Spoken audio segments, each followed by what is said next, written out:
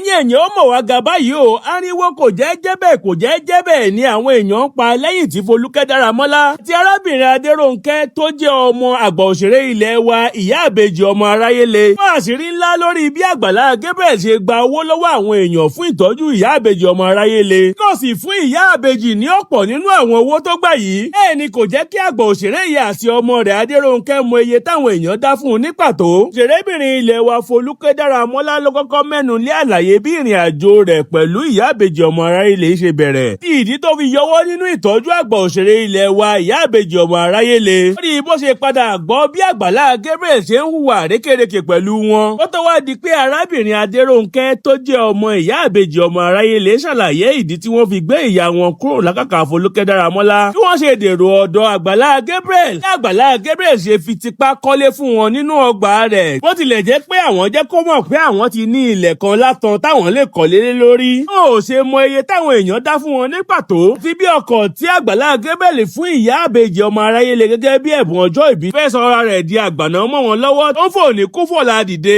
ẹni èyàn wá nǹkan fìdílé ẹ gbọ́ pẹ̀rẹ̀pẹ̀rẹ̀ ọ̀rọ̀ lẹ́nu Foluke Daramola àti ọmọ ìyá Ibeji ọmọ Araye le. tó wá di bí last year 2 years ago tó wá bẹ̀rẹ̀ sí pé wọ́n ní ṣe bí woman yìí sọ wípé ẹbí máa yìí sọ pé òun máa take care needs ṣé Agbala Gabriel take care náà sọ pé kò take care ni màmá bẹ̀rẹ̀ sí bẹ̀ mí máa wò pé at least tó wá pé ìyá mi náà ni mi ò ṣáà lè díjú tán so ọjọ́ mi gbà mí òwe ti máa ní the small money I have I will send to them because that's how I do my little NGO because I at some point I was not able to face the shame because the shame was too much. Everybody on that I was not assuming pé àbí mo ń náwó ló I felt so embarrassed báwo ni oore ṣe wá di bí mọ́ mi lọ ní ọwọ́ báyìí. Ó gba owó gan ìyá Ibeji the first charity tó kọ́kọ́ gbé wá ìsìyá Ibeji ó gba owó gan ọmọ yẹn ní 240 pẹ̀lú owó àwọn.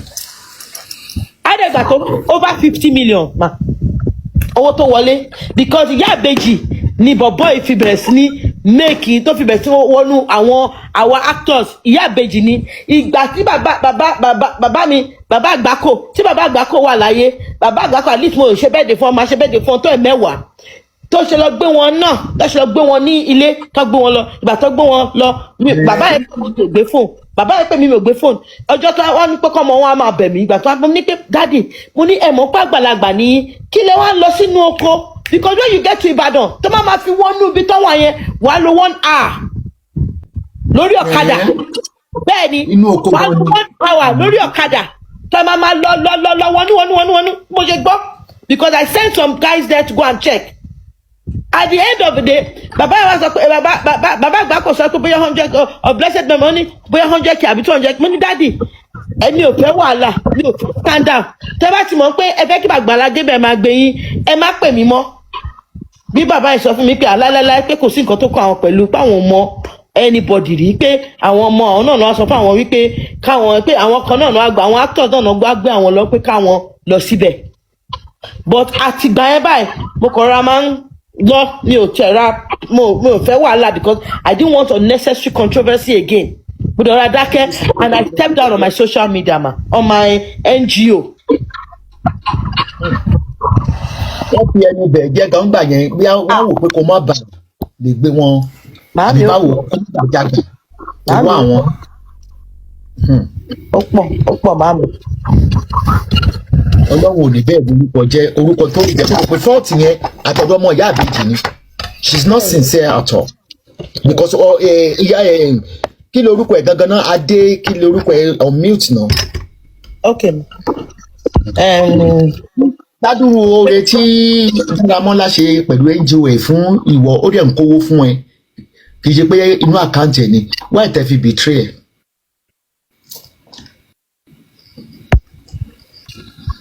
ọmọ ìyá Ibeji.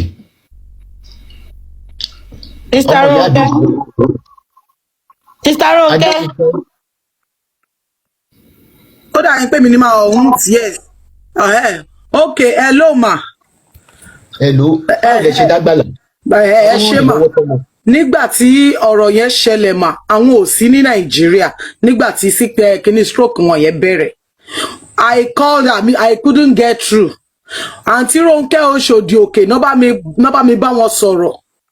Oh, sorry àǹtí Fathia ìyá Khalid àwọn náà bá mi bá wọn sọ̀rọ̀ wípé nǹkan ń ṣe Ìyábẹ̀jì wọn sí Nàìjíríà ń gbà yẹn so kán tó dé àwọn onítíátà tí wọ́n rí fídíò tí mo ṣe fún wọn nígbà tí wọ́n tẹ́mi wọ́n ti lọ nígbà yẹn àwọn onítíátà náà gbé màmá síta nígbà yẹn káwọn tó dé immediately tó dẹ̀ dé wọ́n take it up bó ṣe take up àkáǹtì màmá ni wọ́n fi síta táwọn èèyàn ń fowó sí bọ́ láàrin bí àwọn ṣe gbé wọn ara àwọn tí ó jẹ́ kíní màmá tó jẹ́ ọ̀rẹ́ ìyàwó màmá tó wà ní diaspora àwọn ni wọ́n rí kíní yẹn lórí kíní wọn náà pè mí woman yẹn ó dẹ̀ sọ fún mi pé kí n gbé wọn lọ Ìbàdàn mo ní Ìbàdàn mi ò lè gbé wọn torí mi ò lè dá wọn gbé èmi nìkan ò lè dá wọn gbé bọ ìgbà tẹ́nìyẹn tó ti sanwó Uber fún wa pé gbogbo ìgbà tá à ń sọ yìí gan owó tó ti wọlé gan is about 4 million bọ ó ṣàyìn sí pé wọ́n máa kọ́lé fún màmá mi. pé ibi tí wọ́n ti 4 million lọ ẹ má bínú it was about 6.7 almost 7 million subsequently about 7 million. Hello ma later lówó padà wọlé tí mo wá ṣàlàyé fún yín kó ti wọ 7 million owó tó wà nígbà yẹn tí mo fi gbé wọn tó wà lọ́wọ́ mi is about 4 million tó wà lákàntì wọn. àti làgbàdé ibi ìbàyí wìdí ó pé kí màá yẹn bá wa sọ̀rọ̀ kí wọ́n ṣe nǹkan tá a fẹ́ kán tẹ̀lé mi at least èmi ní ilẹ̀ tó jẹ́ ilẹ̀ chọ́ọ̀chì tèmi èmi ṣáà ni mo nílẹ̀ mo sọ fẹ́ yìí náà ń gbà yẹn tẹ́yìn náà dẹ̀ ní a máa wá nǹkan ṣe sí létà pé káwọn kọ́ gẹ́ẹ̀tì ilé náà kí màmá tiẹ̀ kọ́kọ́ wà náà pé ẹ máa ṣe nǹkan lórí ilẹ̀ yẹn later so mo tún sọ ti Kòròdú tẹ́ bá wa gbà jáde náà fún wọn pé bí wọn bá lè lọ sátọkọ lọ sí Kòròdú bọ wọn insist wọn tó ń kọ́ mi lójú pé kí n dáhùn pé tí n bá ti mọ̀ pé mi ò lè gbà káwọn ṣe nǹkan tá àwọn ti fẹ́ bọ́ sí live o kí n dáhùn kí n sọ̀rọ̀ bọ̀ kò sí nǹkan tí máa sọ. ẹ̀ka láti máa Àgbàlá ń rọ́ọ̀ṣì yín pé kẹ́ ẹ̀ tètè sọ ń tẹ́ fẹ́ kẹ́ ẹ̀ tètè máa. níjọ́ yẹn wọ́n ń rọ́ọ̀ṣì mi pé kí n dáhùn wọ́n ti sẹ́ẹ̀tì fóònù wọ́n ti fẹ́ bọ́ sí live wọ́n ní kí n dáhùn pé torí táwọn bá ti bọ́ sí live ń sìn àwọn èèyàn máa dáwọ́ ilẹ̀ pápápá ń sìn ibi dẹ̀ làwọn máa rà sí o àwọn ò lè lọ bí kankan. ń gbọ́ tó wáyà mo wá ní ó dá ẹ ṣèyí tọ́lọ́run bá ràn yín gbà yẹn so ìgbà tí wọ́n tó ṣe nǹkan tó máa ṣe tán tí wọ́n ní àwọn tí ń lọ ralẹ̀ bímọ àwọn mo ṣe ń wo àwọn ibi ilẹ̀ yẹn làwọn ń lọ báyìí immediately bọ́n ṣe lọ ní ẹni tí ó fẹ́ fún mi ní márúwá true yín náà pè mí pé márúwá mi ti ready kí n wá gbé and I go back to him pé má fi mọ́ sí mi sílẹ̀ o àwọn tí àǹtí Folúkẹ́ ní kí wọ́n fún mi ní márúwá wọ́n ti pè mí wọ́n ní kí n wá gbé márúwá mi mo fẹ́ lọ. ojú kòkòrò why tẹ́ fi move ó ti gba ṣọ́ọ̀bù fún yín ó ti ra márúwá fún yín why tẹ́ fi move wọ́n sweet talk yín. ẹ ló mà àti ìgbàlẹ̀ ńgbà yẹn àti ìgbà ṣọ́ọ̀pù ńgbà yẹn Mushin láṣì wà Mushin òun la wà ẹni ọ̀dọ̀ àbúrò mọ́ sí mi la wà ìyẹn dẹ̀ fún wa di on the 28th of January pé ká fi kúrò ń bẹ̀ àti ìgbàlẹ̀ ńgbà yẹn so ìyẹn ló jẹ́ kí n wò pé tó bá ṣe yí pé tilé náà ló fẹ́ bá wa kọ́ kí n lọ bá kí n sọ bí tílẹ̀ wà fún tó bá rẹ́dì láti bá wa ṣe màá wá bring àti Folúkẹ́ in wọ́n á lè jọ bá wa ṣiṣẹ́ yẹn papọ̀ bọ̀ ó ń insist páwọn ò lọ síbi kankan wọ́n insist so ìjọ́ kejì ni mo ṣẹ̀ṣẹ̀ wá pé àti Folúkẹ́ wá bínú lórí fóònù náà wá ní kí ló dé tí mo gbé màmá yẹn lọ sí Ìbàdàn mo ní ẹni tó ní kí n gbé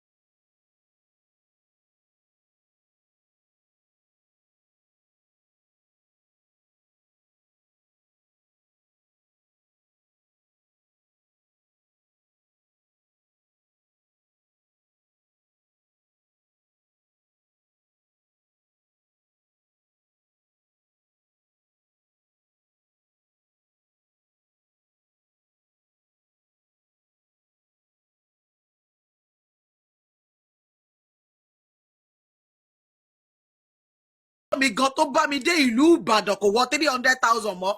So for me láti tún wá máa sọ pé kí n tó máa sanwó doctor mi bí nígbà tá a ti san everything sílẹ̀ lẹ́kọ̀ọ́ táwọn tó lè tọ́jú wọn wà ń bẹ̀ mi ò lówó láti san fáwọn yẹn ni ò jẹ́ káwọn tí wọ́n wá nígbà yẹn ni ò jẹ́ kí wọ́n wá tọ́jú wọn ṣùgbọ́n a ṣáà ń dúpẹ́ lọ́wọ́ Ọlọ́run pé Ọlọ́run sì jẹ́ kí màmá wà láàyè. Àgbàlá Gabriel máa ń gbé màmá ẹ̀ wá pé Ọlọ́run ti ṣèyanu wọn ti ń rìn.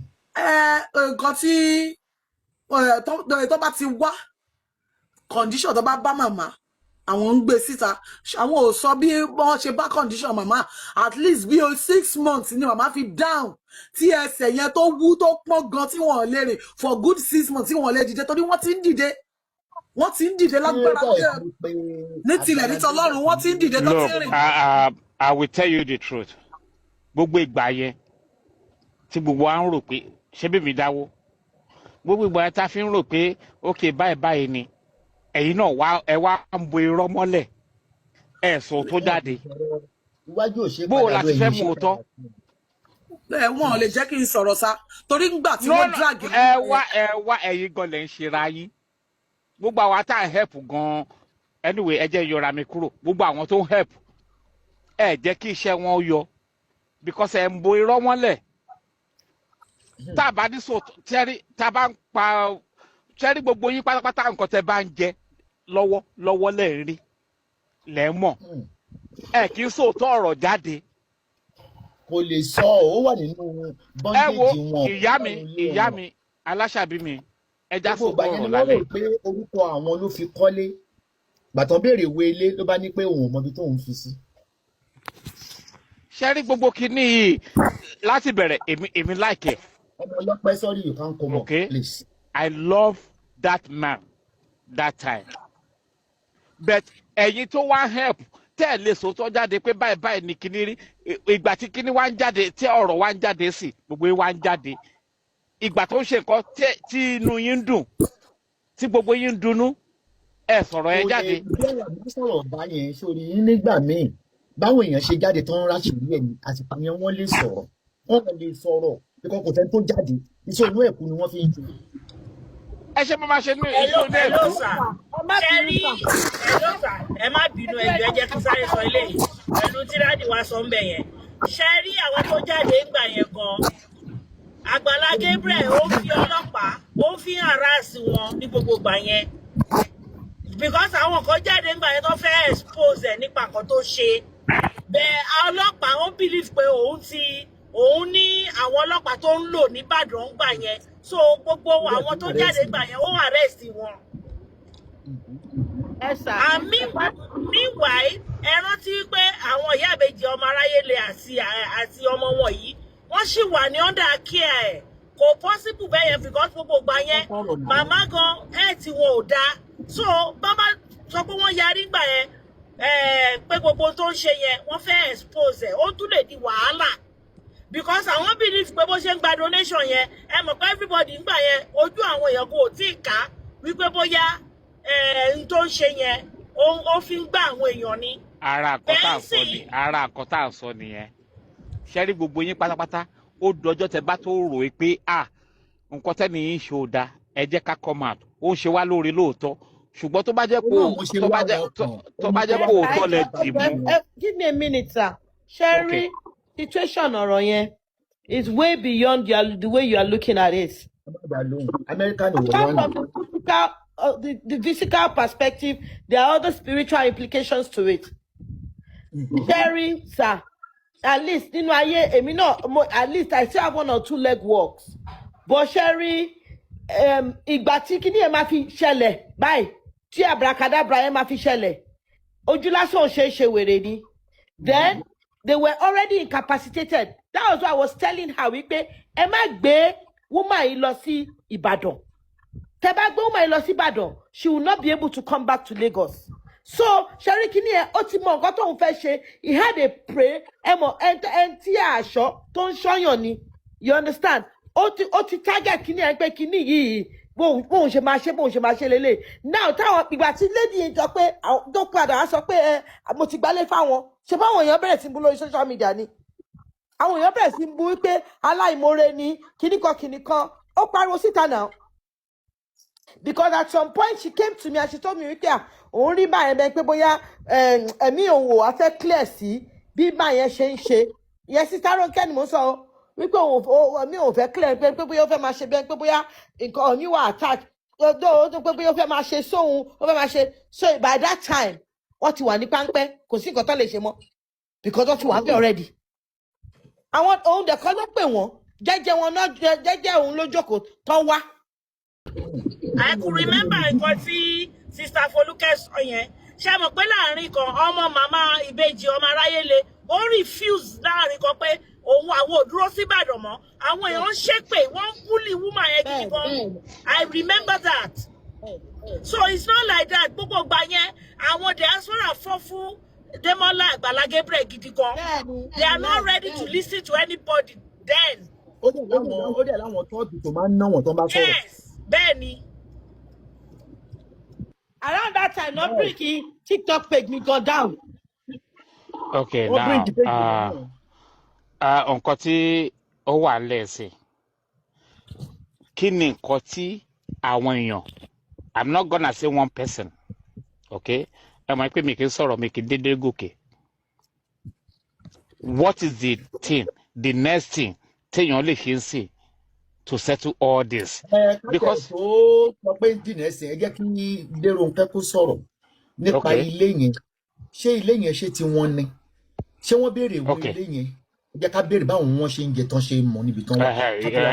Ilé ẹ̀ wà important. Okay, let's go for that. Okay, Daramola, over to you. Ẹ ṣé màmí ẹ ní dààmú a rí pé à ń rí lé gbé tòótọ́ ṣùgbọ́n ilé téèyàn ò gbàwé sọ́wọ́ báwo lọkàn èèyàn ṣe fẹ́ balẹ̀ lórí ẹ̀ àríwé ilé ìgbà tí Muyideen jáde tí wọ́n gbé ìwé fún Muyideen mo try láti lọ béèrè fún tiwa náà wọ́n jẹ́ kó yé mi pé wọ́n àṣẹ tí gbà ni àwọn ò rí so later wọ́n ní kí n má wọrí wọn á bá mi wá ọ̀rọ̀ yẹn tún di early last year mo tún padà lọ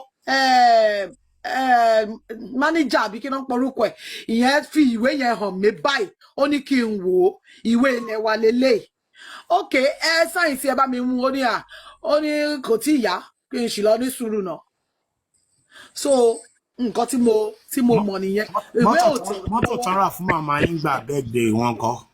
ẹ ṣé sà mọ́tò tí wọ́n rà láti ìgbà tí wọ́n ti gbé mọ́tò dé mọ́tò ò gbádùn mọ́tò yẹn ò gbádùn rárá mo ti gbé àìmọye ìgbà tí mo ti fi mọ́tò gbé màmá lọ sí chọ́ọ̀chì tó ṣe pé a padà gbé mọ́tò yẹn wálé ojú ọ̀nà ń bẹ̀ yẹn ni mọ́tò yẹn máa kú.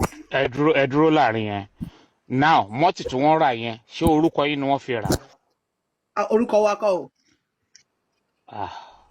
orúkọ wa kọ́ o.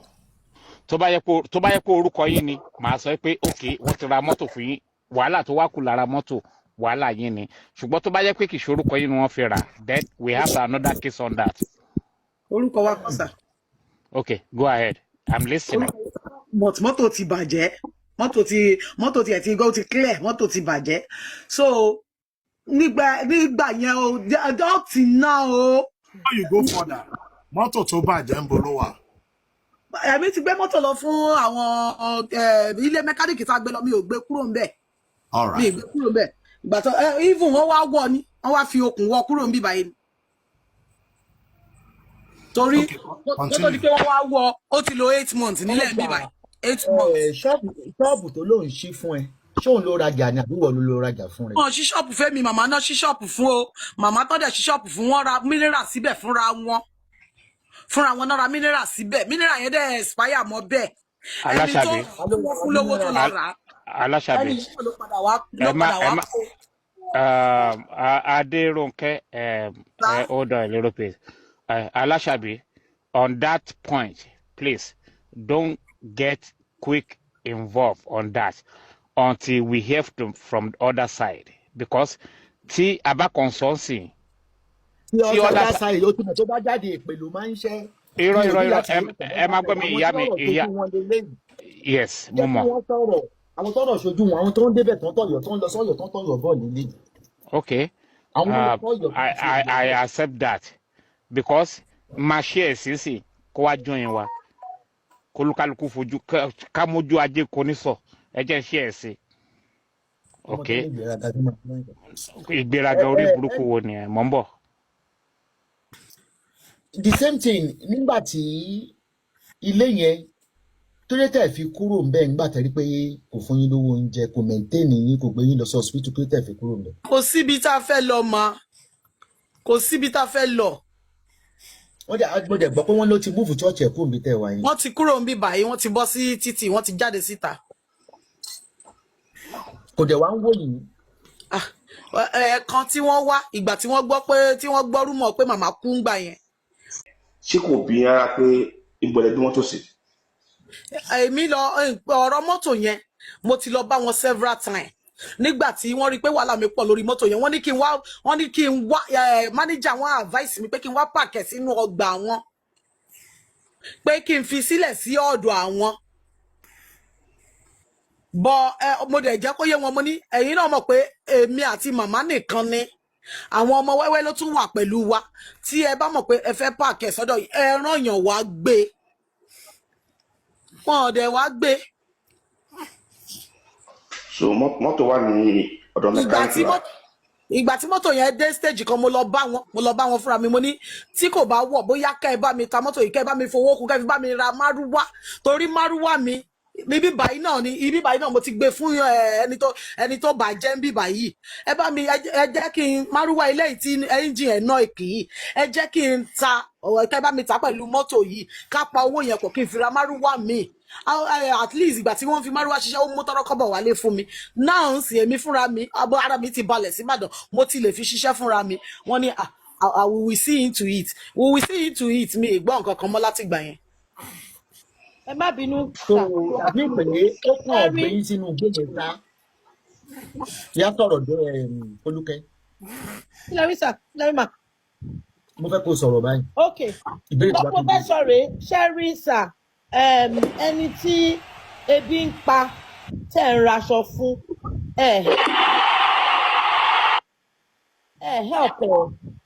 You have to be able to face the need of the person, the people that you are helping. That's the difference. For instance, Pariolodo, a car was bought for Pariolodo as well.